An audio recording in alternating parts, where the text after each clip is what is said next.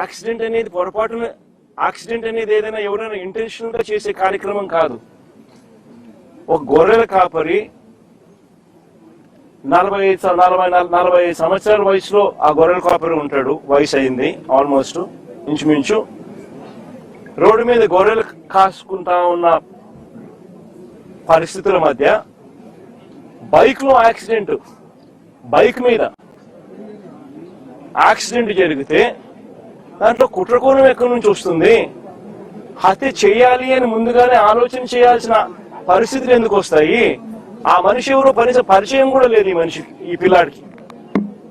వీళ్ళకి ఎవరికి పరిచయం కూడా లేదు. ఆ మనిషి ఈజ్ జస్ట్ పెడెస్ట్రన్.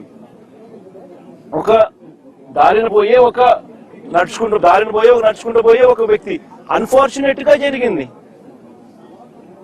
చెయ్యాలనే ఉద్దేశం ఎవరికి ఉండదు. అలాంటి అన్ఫార్చునేట్ గా జరిగిన ఒక ఘటన పట్టుకుని ఈ పిల్లల కెరీర్ ను నాశనం చేయాలని చెప్పి ఆలోచన చేయడం ఎంత మటుకు ధర్మం? ఇది కరెక్టేనా? జస్ట్ బికాస్ అప్పల్ రాజ్ అనే వ్యక్తి బీసీలలో ఒక మంచి నాయకుడు కాబట్టి, వైసీపీకి సంబంధించిన నాయకుడు కాబట్టి, వైఎస్ఆర్సీపీ పార్టీకి చెందిన వ్యక్తి కాబట్టి ఇది ధర్మమేనా అని అడుగుతా ఉన్నా. నిజంగా ఒక చిన్నపిల్లాడి చేసిన యాక్సిడెంట్ ను ఒక కుట్రగాను హత్యగాను దాన్ని చిత్రీకరించి మొత్తం అప్పల్ రాజ్ కుటుంబాన్ని దీంట్లో ఇరికిచ్చే కార్యక్రమం ఎంత మటుకు ధర్మం అనేది అందరూ కూడా ఆలోచన చేయాలి. అసలు ఆశ్చర్యకరమైన విషయం ఏమిటి అని అంటే, ఎల్లో మీడియాలో ఒక కట్టుకథ రాయిస్తారు. దానికి యాంగిల్స్, వక్రీకరణ, ట్విస్టింగ్, మసాలాలు అన్ని కలిపి తర్వాత టీడీపీ సోషల్ మీడియా దాన్ని అందుకుంటుంది. ఆ అందుకున్న దాన్ని చివరకు పోలీసులు దాన్నే కేసుగా మార్చేస్తారు. నిజంగా రాష్ట్రంలో జరుగుతా ఉన్న మాఫియా సామ్రాజ్యం ఇదే. ఇది ఓ ఈనాడు, ఒక ఆంధ్రజ్యోతి, ఓ టీవీ5, ఓ చంద్రబాబు, ఓ లోకేష్, వీళ్ళకి సంబంధించిన గవర్నమెంట్, వీళ్ళకి సంబంధించిన పోలీసులు. ఇది ఒక మాఫియా సామ్రాజ్యం. నిజంగా ఇది ధర్మమేనా అని చెప్పి నిజంగా అందరూ కూడా, ప్రతి ఒక్కరూ కూడా గుండెల మీద చేతులు వేసుకుని ఆలోచన చేయాల్సిన అవసరం ఉన్న ప్రశ్న ఇది. అప్పల్ రాజ్ విషయానికి ఒకసారి వద్దాం. అప్పల్ రాజ్ అనే వ్యక్తి 10వ తరగతిలో he was state first rank. Appal Raj అనే వ్యక్తి వీళ్ళ నాన్న 10th క్లాస్ లో స్టేట్ ఫస్ట్. చంద్రబాబు నాయుడు గతంలో ముఖ్యమంత్రిగా ఉన్నప్పుడు వచ్చి అవార్డు ఇచ్చినాడు వీళ్ళ నాయనకు, స్టేట్ ఫస్ట్ అవార్డు ఇచ్చినాడు. చదువుల్లో ఆ స్థాయికి పోయిన వ్యక్తి తన సొంత కష్టం మీద డాక్టర్ అయ్యాడు. లోకేష్ మాదిరి డొనేషన్ కట్టి స్టాన్ఫోర్డ్ లో సీట్ తెచ్చుకోలా. సొంత కష్టం మీద కష్టపడి చదివి డాక్టర్ అయినాడు. డాక్టరే కాదు, ఎండి కూడా చేశాడు. పోస్ట్ గ్రాడ్యుయేట్ కూడా, ఎండి కూడా చదివినాడు. చదివి ఒక మంచి డాక్టర్ గా పేరు తెచ్చుకున్నాడు. తర్వాత నేను వైఎస్ఆర్సీపీ తరఫున టికెట్ ఇస్తే ప్రజల ఆశీర్వాదాలతో ఎమ్మెల్యేగా అయ్యాడు. దాని తర్వాత మన పార్టీలో మంత్రిగా కూడా పనిచేశాడు. అంటే ఒక బీసీ నాయకుడు, ఒక అతి సామాన్యమైన కుటుంబం నుంచి వచ్చి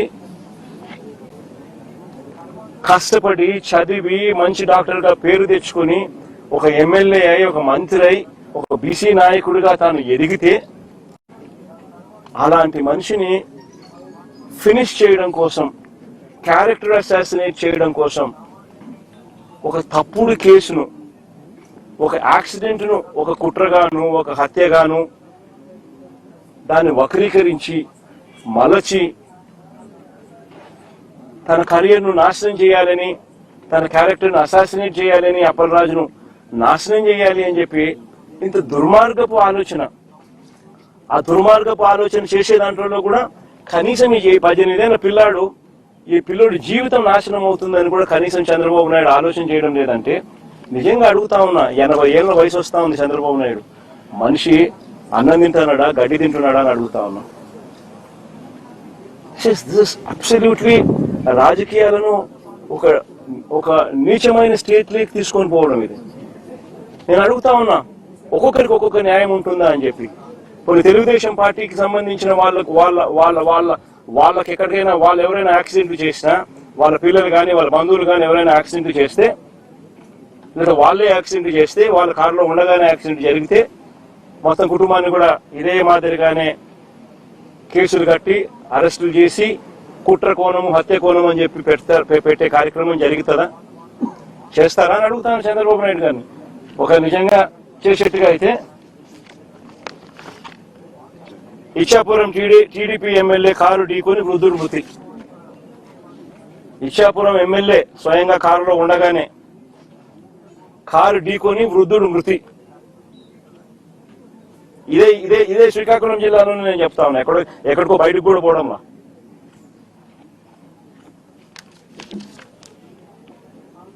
(31/12/2024).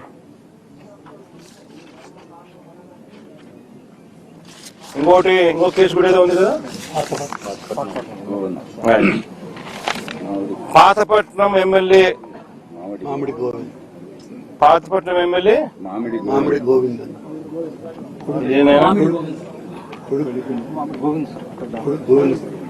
ఇదేంటి కొడుకును తప్పించి డ్రైవర్. పాతపట్నం ఎమ్మెల్యే ఇదే జిల్లాలోనే ఇదే తెలుగుదేశం పార్టీకి సంబంధించిన పాతపట్నం ఎమ్మెల్యేకి సంబంధించిన మరో కార్ యాక్సిడెంట్. మళ్ళా వాళ్ళలో అక్కడ ఎవరిని అరెస్ట్ చేసినారు? ఒక్కొక్కరికి ఒక్కొక్క న్యాయం వర్తింపజేస్తే నిజంగా బతకదు, వ్యవస్థ అనేది బతకదు. ఒక చెడు విత్తనాలు నాటుతా ఉన్నారు. ఈ చెడు విత్తనాలు రేపొద్దున వృక్షాలు అవుతాయి. మీరు ఏదైతే నాటుతా ఉన్నారో రేపొద్దున అది ఒక వృక్షమై మొత్తం సిస్టమ్ ని నాశనం చేస్తుంది. అబ్సల్యూట్ గా అన్పార్డనబుల్, క్షమించరాని తప్పు ఇది. నిజంగా యాక్సిడెంట్ జరిగితే అసలు యాక్సిడెంట్ జరిగినప్పుడు 108 ఫోన్ చేసింది కూడా ఈ పిల్లోడే. 108 ఫోన్ చేసింది ఈ పిల్లోడే. మరి నిజంగా చెడు ఉద్దేశం ఉంటే ఈ పిల్లోడు ఎందుకు 108 ఫోన్ చేస్తాడు? 108కు ఈ పిల్లోడు ఫోన్ చేయడమే కాదు, సిపిఆర్ కూడా, అంటే వాళ్ళ నాన్న డాక్టర్ కాబట్టి ఈ పిల్లోడు కూడా చూసి సిపిఆర్ చేస్తే, అంటే చెస్ట్ సిపిఆర్ అంటే ఫుల్ చెస్ట్ హార్ట్ పంప్ చేసే సిపిఆర్ది వాళ్ళ నాయన చేయడం చూసి ఆరాటపడి ఆ మనిషిని బతికించారని చెప్పి సిపిఆర్ కూడా చేసినాడు అందరి ముందర. జరిగేదంటే అందరి ముందర జరుగుతాన్న విషయాలే. అంటే ఆ మనిషిని కాపాడడం కోసం తాపత్రయపడ్డాడు. 108 ఫోన్ చేసినాడు. మన పోలీసులకు ఆ తర్వాత ఇన్ఫార్మ్ చేసింది కూడా ఈయన నాయనే. మరి ఎవరైనా కూడా దాన్ని కప్పాలనో ఇంకొకటి చేయాలనో ఎవరు తాపత్రయపడాల.